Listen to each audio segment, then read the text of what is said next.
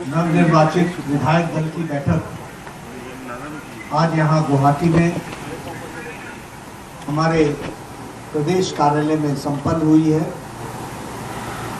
इस बैठक में हमने हमारे नवनिर्वाचित विधायकों ने अपना विधायक दल का नेता चुना है। यह प्रक्रिया अभी पूरी हुई है। इस प्रक्रिया में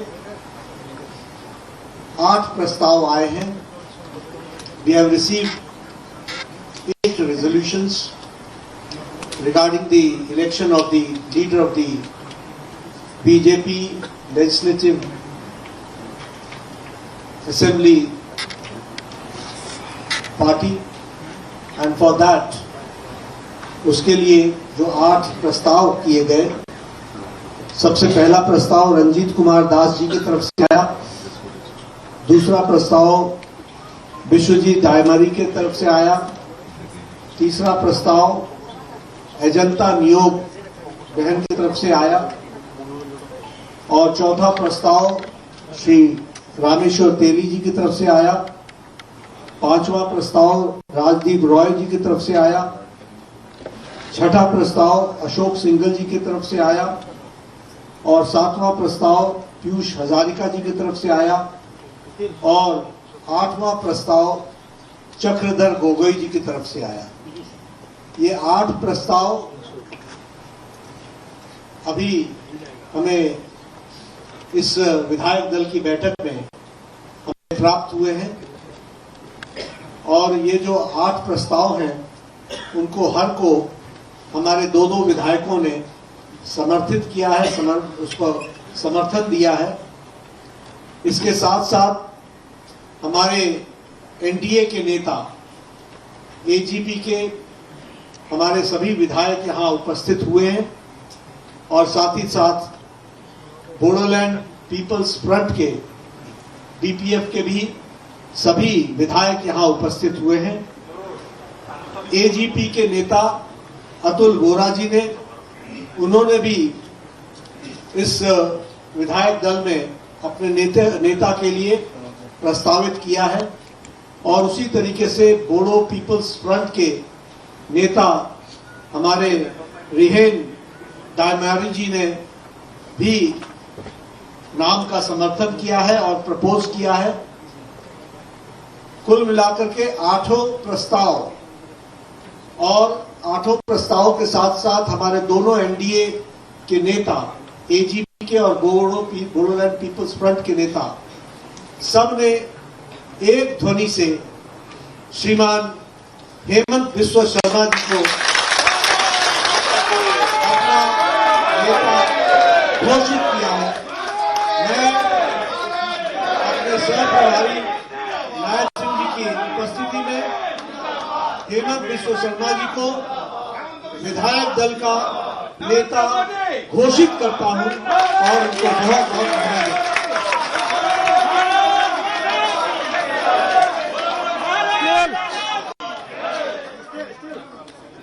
डॉक्टर हिमंत बिस्वा शर्मा जिंदाबाद, डॉक्टर हिमंत बिस्वा शर्मा जिंदाबाद, नरेंद्र मोदी जिंदाबाद, नरेंद्र मोदी जिंदाबाद।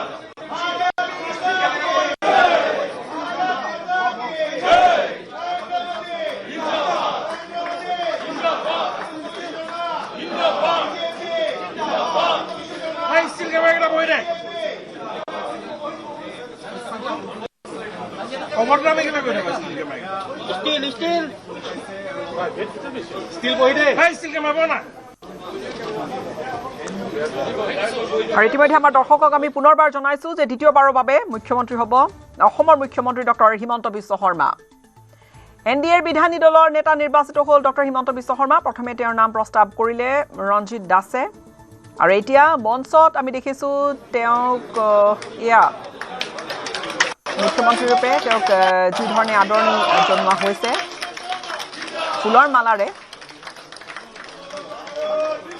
আৰু লগতে আছে দিলীপ শইকীয়া, জেপি নাড্ডা, নায়ব সিং চাইনি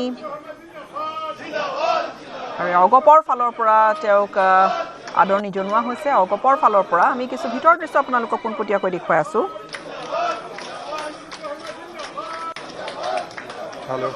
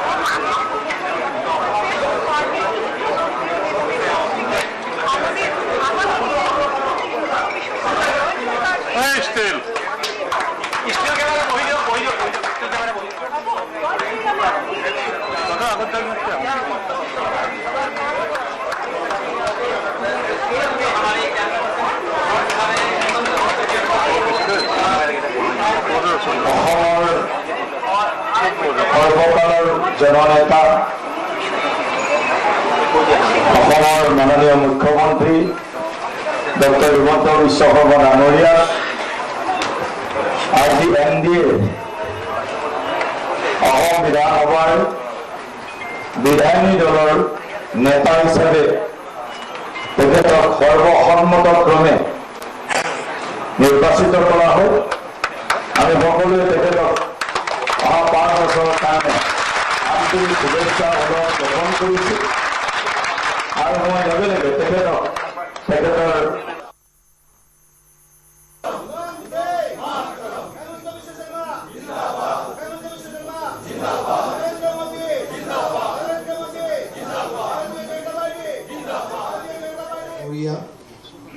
বড়োলেণ্ড পিপলছ ফ্ৰণ্টৰ নেতা ৰিহন দৈমাৰী ডাঙৰীয়া, আমাক সন্মুখৰ পৰা নেতৃত্ব দিয়া ভাৰতীয় জনতা পাৰ্টিৰ সন্মানীয় সভাপতি দিলীপ শইকীয়া ডাঙৰীয়া, ভাৰতীয় জনতা পাৰ্টিৰ নৱনিৰ্বাচিত বিধায়কসকল, গণ পৰিষদৰ নৱনিৰ্বাচিত বিধায়কসকল, বড়োলেণ্ড পিপলছ ফ্ৰণ্টৰ নৱনিৰ্বাচিত বিধায়কসকল, তিনিওটা দলৰে সন্মানীয় সাংসদসকল আৰু উপস্থিত সুধীবৃন্দ, ভাৰতীয় জনতা পাৰ্টি আৰু NDAৰ কাৰণে আজি এটা গৌৰৱৰ দিন।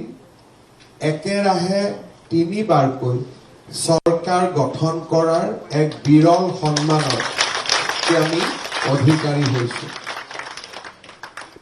इस भव्य विजय के लिए मैं असम वासियों को बहुत बहुत धन्यवाद ज्ञापन करता हूं। असम वासियों ने भारत की प्रधानमंत्री नरेंद्र मोदी जी को असम में तीसरा बार सरकार करने के लिए आशीर्वाद दिए और बीजेपी का कार्यकर्ता हमारे पूरे ये चुनाव प्रक्रिया को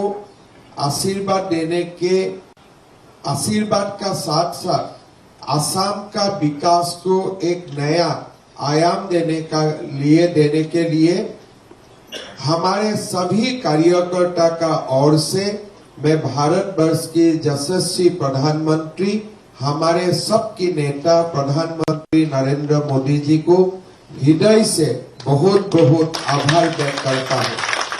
प्रधानमंत्री जी ने ये चुनाव प्रसार अभियान में भाग लिया। बीते 10 साल असम का विकास को एक जो हम कभी सोचे भी नहीं था उस लेवल तक लेके गया और ये पूरा विजय प्रधानमंत्री जी ने जो असम को विकास का रास्ता में लेके गया, ये पूरा चुनाव प्रधानमंत्री जी का विकास का ये यज्ञ को असम का जनता ने आशीर्वाद दिया है और हम असम का जनता को विश्वास दिलाता हूं कि प्रधानमंत्री जी का नेतृत्व में हम अगली 5 साल भी दिन रात मेहनत करके काम करेगा। असम को, असम का विकास हमारा मूल लक्ष्य होगा। असम में शांति लाने के लिए हमारे गृह मंत्री अमित शाह का जो प्रयास था, इस प्रयास का नतीजा हुए आज असम देश का अंदर एक पीसफुल स्टेट का हिसाब से उभारा है। मैं सम्मानीय गृह मंत्री जी को बहुत बहुत धन्यवाद देता हूं। हमारे राष्ट्रीय अध्यक्ष नितिन नवीन जी ने सामने से हमें नेतृत्व दिया। इस क्षण में मैं हमारे राष्ट्रीय अध्यक्ष नितिन नवीन जी को बहुत बहुत धन्यवाद देता हूं। माननीय नड्डा जी हमारे 2021 का चुनाव का समय पार्टी का अध्यक्ष रहे और हमेशा असम वासियों को नड्डा जी का प्यार और मार्गदर्शन मिलते रहे। मैं माननीय नड्डा जी को भी बहुत बहुत धन्यवाद देता हूं। हमारे हरियाणा के मुख्यमंत्री नायब सिंह साइनी जी ने समय निकाल के हमारे बीच आए और हमें ये पूरे प्रक्रिया में आगे बढ़ने के लिए साहस दिया। मैं असम वासियों का ओर से नायब सिंह साइनी जी को भी बहुत बहुत धन्यवाद देता हूं। आमार एक बीजेपी दलर विजयर लगत आमार लगत एकेलगे घाट प्रतिघाट प्रतिटो समयते आमार लगत ठिय হৈ থকা অসম গণ পৰিষদ দলৰ সভাপতি অতুল বৰা ডাঙৰীয়া আৰু গণ পৰিষদৰ সকলো বিধায়ক আৰু কাৰ্যকৰ্তাকো আজিৰ এই মুহূৰ্তত মই ধন্যবাদ আৰু কৃতজ্ঞতা জ্ঞাপন কৰিছো। বডোলেণ্ড পিপলছ ফ্ৰণ্ট আৰু বডোলেণ্ড পিপলছ ফ্ৰণ্টৰ সভাপতি বিটিচিৰ মুৰব্বী হাগ্ৰামা মহিলাৰী ডাঙৰীয়াকো তেখেতৰ সমৰ্থনৰ বাবে আমাৰ প্ৰতি দেখুওৱা সমৰ্থনৰ বাবে মই বহুত বহুত ধন্যবাদ জনাইছো। বিপিএফ দলৰ সহযোগিতাৰ বাবে এইবাৰ বিটিচি অঞ্চলতো ভাৰতীয় জনতা পাৰ্টিয়ে 4খনকৈ আসন পাবলৈ সক্ষম হৈছে আৰু বিপিএফ দলেও নিজেও 10খনকৈ আসন লাভ কৰিবলৈ সক্ষম হৈছে। মই বিপিএফ দলৰ বিধায়ক আৰু কাৰ্যকৰ্তা সকলকো বহুত বহুত ধন্যবাদ আৰু কৃতজ্ঞতা জ্ঞাপন কৰিছো। আপোনালোক সকলোৱে জানে অহা 12 তাৰিখে ভাৰতৰ প্ৰধানমন্ত্ৰী নৰেন্দ্ৰ মোদী ডাঙৰীয়াৰ উপস্থিতিত এনডিএ মন্ত্ৰীসভাই তৃতীয়বাৰৰ বাবে শপত গ্ৰহণ কৰিব। মই অসমবাসী ৰাইজক অনুৰোধ কৰিম অসমবাসীয়ে যাতে লোকৰ आशीर्वाद सदाय कारण समय निकाल के हमारे बीच आए और हमें ये पूरे प्रक्रिया में आगे बढ़ने के लिए साहस दिया। मैं असम वासियों का ओर से नायब सिंह साइनी जी को भी बहुत बहुत धन्यवाद देता हूं।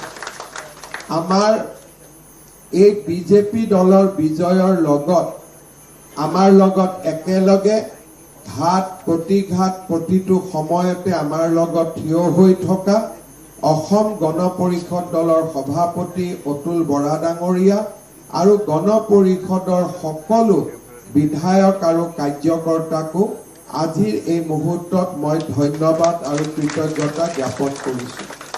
বডোলেণ্ড পিপলছ ফ্ৰণ্ট আৰু বডোলেণ্ড পিপলছ ফ্ৰণ্টৰ সভাপতি বিটিচিৰ মুৰব্বী হাগ্ৰামা মহিলাৰী ডাঙৰীয়াকো তেখেতৰ সমৰ্থনৰ বাবে আমাৰ প্ৰতি দেখুওৱা সমৰ্থনৰ বাবে মই বহুত বহুত ধন্যবাদ জনাইছো।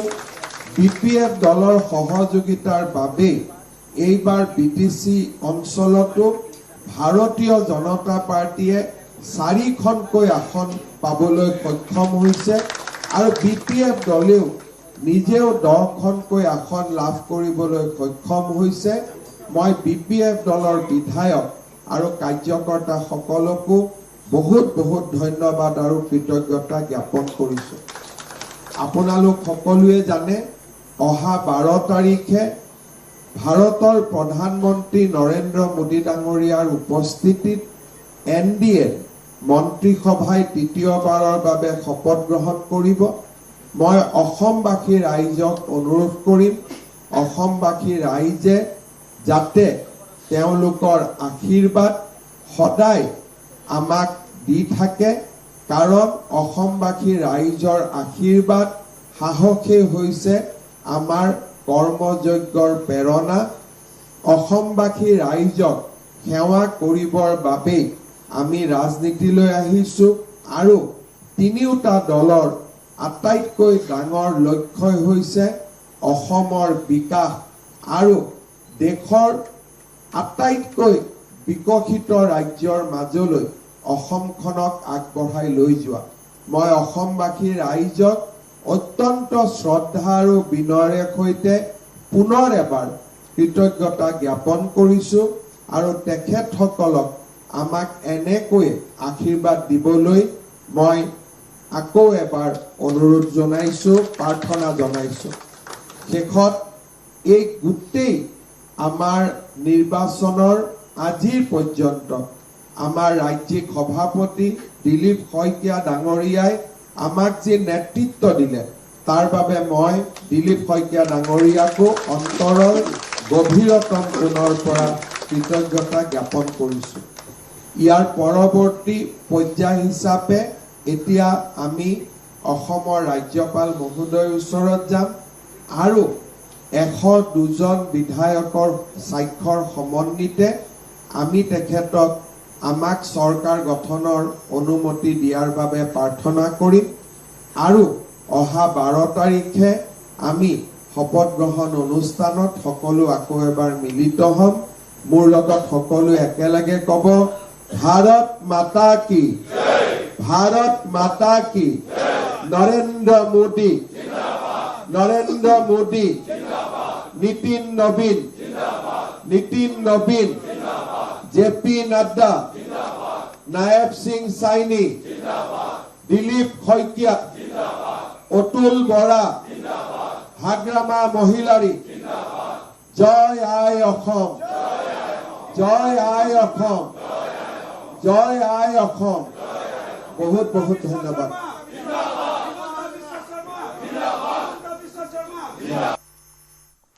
পোনপটীয়া সম্প্ৰচাৰ আমি দেখুৱালোঁ। ইয়াৰ পিছত এতিয়া পোনে পোনে ডক্টৰ হিমন্ত বিশ্ব শৰ্মা, যিহেতু তেওঁ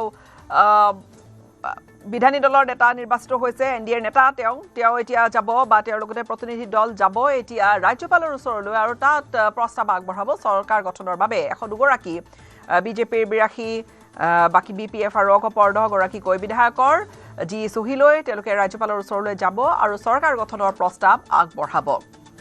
আৰু যিকোনো মুহূৰ্তত এতিয়া প্ৰতিনিধি দল যাব, ৰাওনা হ'ব, লোকভৱন অভিমুখে তেওঁলোক ৰাওনা হ'ব।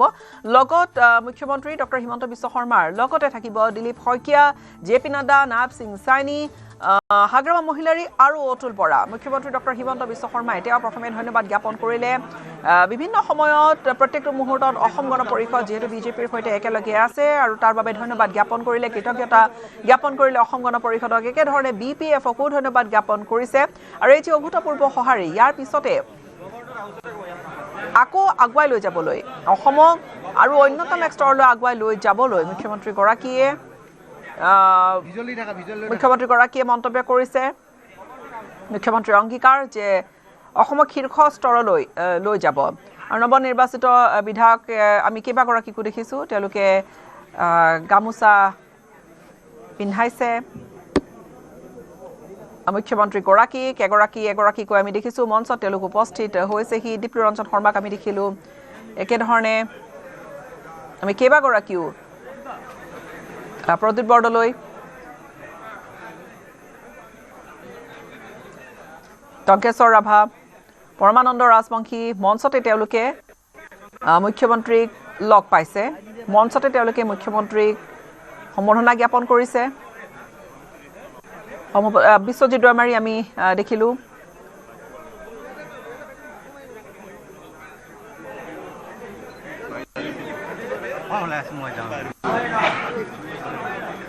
সময়